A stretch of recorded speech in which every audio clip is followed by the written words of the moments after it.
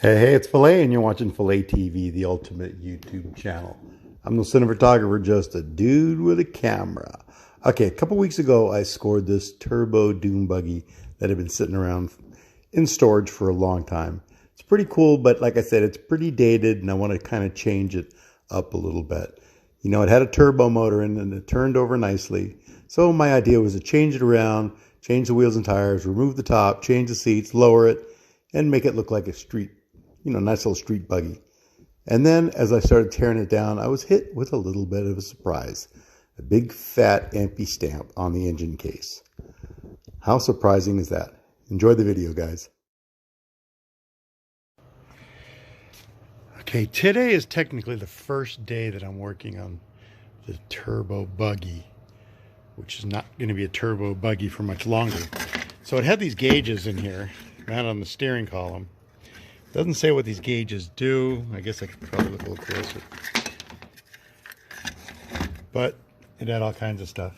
There's also a plate for the CB radio there.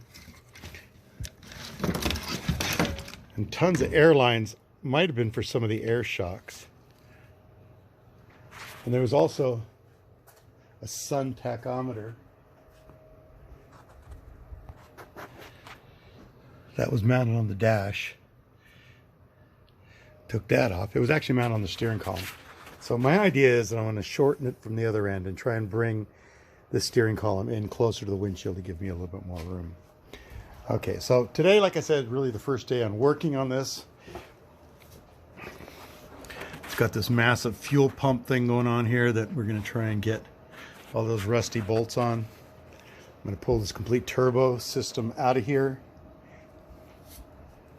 You can see it's got a return line there. It's got an oil line here. Supposedly there's supposed to be modifications done to the carburetor to be able to accept more gas. And I could see that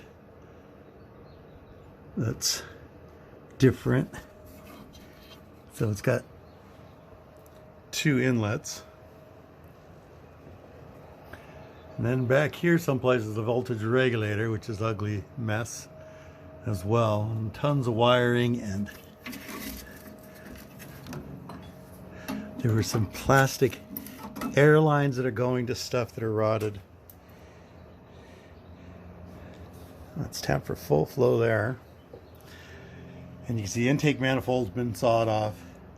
So I'm going to go ahead and strip all this out, and we're going to pull the motor and the turbo and the exhaust and get ready to switch all this over so we can make this. We're going to see if this 1600 or 1500, 1300, whatever this is. It's an FK, so I guess it's a 1300. We're going to get this fired up, but I'm not going to get it fired up with all this turbo stuff. So maybe I'll make this turbo stuff available on the Samba for purchase. It's also got this bumper. I'm going to pull these bumper brackets off of each side here so we can get the motor out. All right, I'll be back in a second once I yank some of this stuff out.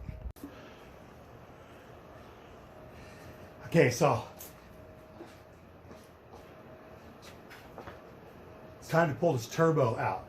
And I don't really want to disconnect a lot of this because I want to keep it in one unit.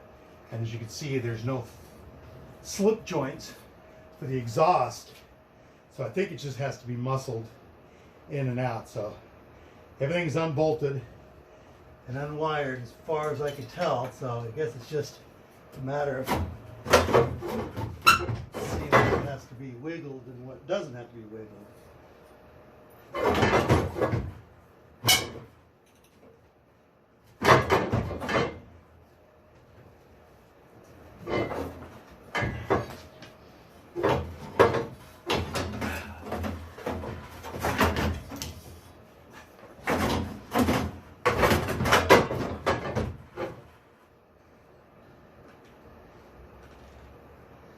All right, looks like a few more parts here I have to disconnect.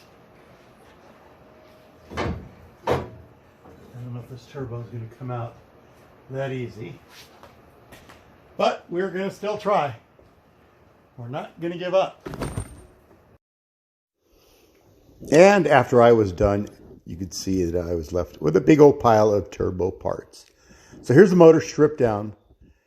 it didn't look too bad. Like I said, it spins freely, but it's been just sitting forever. So it's time to take it apart, freshen it up. So I yanked the motor. I had a pair of single port tins laying around, so I went ahead and bolted those on. And when I took off the generator stand to change it, I noticed an empty emblem stamped into the engine case under the generator stand. I wasn't quite prepared for that. It's quite shocking, but I'm pretty stoked at the same time. So I kind of put the project on hold to figure out what I have. And, I didn't want to go too much further. But I did have a set of BRM, so I hadn't slapped those on there. And I knew that was going to freshen it up and kind of make it look a little better. But it's going to need some major changes. So I had to kind of rethink what's going on. So I kind of moved on to another project. But now I'm back working on it again. This old Buggy looks pretty dated. It was definitely made in the late 60s, as the back tires were date coded 1970. So it's pretty dated and pretty sun bleached and faded. So we're going to give this thing a facelift and change it around a little bit because, like I said, it's dated. So first we started out with a set of wheels, just some new tires, nice big chunky size in the front, in the back, and skinnies in the front. And then I started yanking out all the excess wiring and gauges that they had for the turbocharger. And then we've got the motor out. Actually spending a little time on the Buggy today, and I guess they assume that if you want to take this hood off to get to the gas tank, you got to be very serious. It's taken me a couple hours cutting bolts, getting everything. You couldn't just get the gas tank out this way. You had to cut the bolts on it. So anyways, there it is, about an hour's worth of work, and we got to the gas tank. As you can see, this wiring is a mess. I'm trying to document it in case I decide I want to try and make the wiring work and try and patch this loom, but it's pretty dried out and cracked, and it's just all over the place. So I think it's best if I just cut my losses and cut out this evil wiring harness and just start from scratch. Okay, I wasn't planning on digging this deep into the Buggy project today, but I yanked the gas tank out last night, and to do so I had to take off this whole nose, dash, windshield thing. I had to pop it up first to get it out of the way, and then when I was under there I figured I might as well start looking at the wiring. So here's what we got going on in the wiring. It doesn't look that bad. It looks a lot worse than it is, but this is that late speedometer that has everything as one, which I think after looking at it I might bypass and just put a standard Beetle. This way I can get rid of most of the stuff that's in here. At least have a starting point.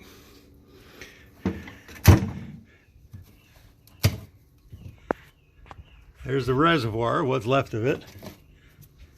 This is pretty low mileage. Look at this front end.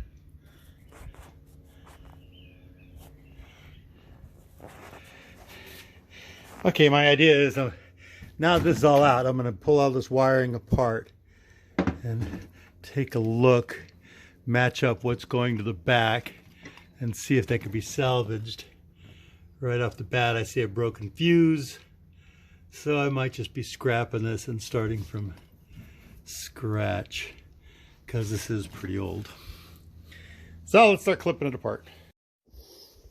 After much debate and looking at this wiring harness, it's just too far gone to even spend any time on it. So I think it's time to get it all cut out, and that's what I began to do, is just cut out this old wiring harness. And I'm just going to start from scratch. Going to pull the headlights off, get it all taken apart, and just wire everything up. So I'm going to go ahead and order a new wiring harness. And now that I got the hood off and everything, I'm taking a look, and the original color of this was that gold metal flake, yellow type. I think the color is just awesome. I wish that the whole body was this one color and it wasn't sun bleached like it is. So I'm thinking now that it's getting taken apart, maybe it's time I can, sand off this old gel coat, and we'll get a whole new paint job shot on it. And I think it'll make it look a lot better. So while I have it apart, I decided I'm cleaning up the floors, got them all treated, and I started stripping everything down. I want to take all the rust off of the roll bar and, everything else. So as I start taking it apart, I start thinking to myself, this is a pretty cool buggy and the body is in perfect condition, but, it's still going to cost me a couple of grand to get it painted. Why not just go out and buy a brand new dune buggy body from Manx? I could reuse these side pods if I want to,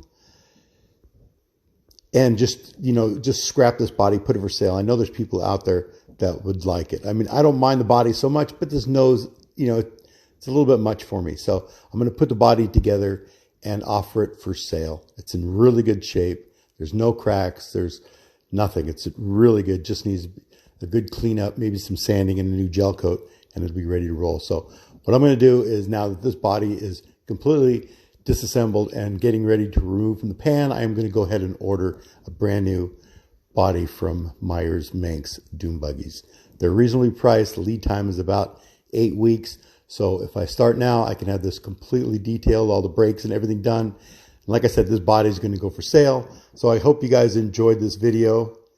Don't forget to subscribe, give me a thumbs up, and we'll see you on Instagram